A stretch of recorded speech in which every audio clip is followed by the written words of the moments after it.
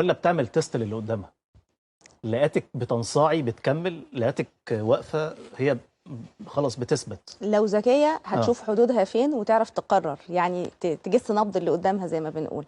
لكن لو هي متسلطه بغباء هنلاقي انها بتتسلط في كل حته. لو هي موظفه حتى بتتسلط على الرئيس بتاعها، هي متسلطه وشايفه ان اللي بتقوله هو اللي صح وهو ده اللي لازم يمشي، وان الباقيين مش فاهمينها، وتبتدي بقى تلعب دور الضحيه في ان انا مظلومه، محدش حاسس بيا، انتوا جايين عليا، علشان تضغط عليهم تاني بطريقه مختلفه ان هي تاخد حقوق اللي هي عايزاها وتقدر تنفذ اللي في دماغها برضه.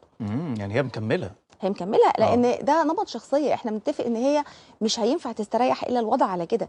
علشان كده معظمهم بيجي لنا بقى اولادهم يتعالجوا وهم مطلقات، لان الاب ما استحملش بعد فتره طويله، سنين، استحمل سنين ممكن 20 سنه، وبعدين قال كفايه كده، انا مش قادره اكمل في هذه السيطره، لان هي ملهاش حدود.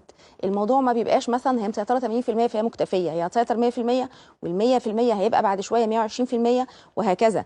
لدرجه ان في الاول كانت بتسيطر مثلا انها تقنعه، او بانها تضغط شويه، او انها تتقمص شويه فتسيطر. بعد شويه لا، ما بقاش الموضوع كده، بقى بالعنف. انا هسيطر بالعنف، هزعق وصوتي هيعلى، ممكن ان انا انتقد اللي قدامي واكسره بالكلام، او ان انا الوم عليه. ففي اي حاجه هيعارضني هقول له فاكر الموقف الفلاني اللي كان من 5 6 سنين، انا قلت كذا وطلع كلامي صح، فانا تسمع كلام بقى المره دي. يعني هي بتخزن طبعا، ما بتنساش، علشان تفضل دايما عندها حجه تقدر. هي مش بتضغط وخلاص، هي انسانه عندها حجه ومنطق وبتضغط بيها على اللي قدامها. فهنلاقيها لوامه جدا، ناقده جدا، بتعاير اللي قدامها. لو بينها وبين جوزها في فروق اجتماعيه او فروق ماديه، هي بتعايره بالفروق دي علشان يحس انت في مرتبه اقل، استجيب بقى.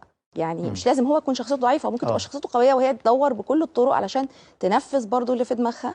فمش لازم يكون هو ضعيف فيستسلم. هو غالبا بتحصل الصدمات والطلاق لان هو يا اما قوي فقعدنا نصطدم كتير لغايه ما زهقوا وانفصل، او ان وما بتسيبوش برضو، بتفضل تجيب في سيرته مع الولاد بعد الطلاق ان هو سبب وهو مؤذي وهو كذا وهو كذا، كل الكلام، وان هو او معاه فلوس اهو كان بيقول معهوش، او يعني طول الوقت هي بتحاول تضغط على الشخص حتى من بعيد لبعيد، لانها مسيطره وعايزه تكنترول كل حاجه، ودول ولادي وانا اللي هتحكم فيهم.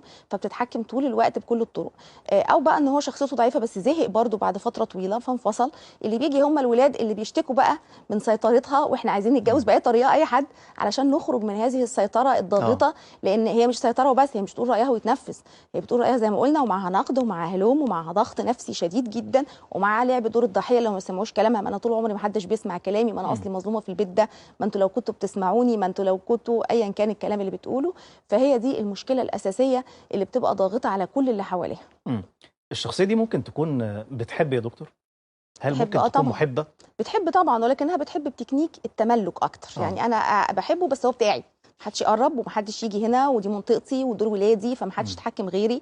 فهي بتحب ولكن حب تملك. فهي لما هتجوز بنتها، حتى لو بنتها شخصيتها ضعيفه وعايزه تخرج من تحت الاسره دي، هي هتبقى بتتحكم في بنتها وفي جوز بنتها من برضو عن طريق بنتها. قولي له كذا، ازاي قال لك كذا، دي الحمل اللي هي بقى زي ما الكتاب بيقول يعني. بالظبط، لان هي عايزه تكنترول كل حاجه. فدي عيلتي، فانا هتسيطر على المكان، انا ما ينفعش ان انا يخرجوا من تحت ايدي. هل تظن حضرتك ان احدهم بنتها اتجوزت من وراها؟ يعني الاب هم منفصلين، فالاب كان عارف وحضر الفرح وهي ما حضرتش، من كتر ما ان هي ضاغطه ومصممه انها تفسخ الخطوبه دي، وبهدلت العريس واهله في التليفون. لكن هم عشان مصممين على العروسه كملوا من ورا الام، فبقى فرح وكل الناس عارفه الام. لا، ده نموذج حقيقي فعلا. من كتر ما ان هي ضاغطه ضاغطه ضاغطه، فخرجوها من حياتهم عشان يقدروا يعيشوا. نهايتها بتكون ازاي الشخصيه دي؟ هتحس دايما انها مظلومه، وان هي غلبانه، وانها ضيعت عمرها على اولادها وكانت كل همها مصلحتهم. لكن هم ما قدروش ده، لان هي مش شايفه انها متسلطه، هي شايفه ان انا بختار الصح. فانتوا ليه ما بتسمعوش كلامي وبتعاندوا في الصح؟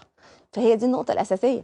فانتوا وحشين، انتوا ليه ما قدرتوش اللي انا عملته كله، ما قدرتوش تضحياتي، ما قدرتوش كل اللي انا قدمته السنين اللي فاتت. فهي دايما حاسه انها مظلومه. الحقيقه هي عمرها ما هتحس ان هي يعني غلطانه او ان عندها مشكله.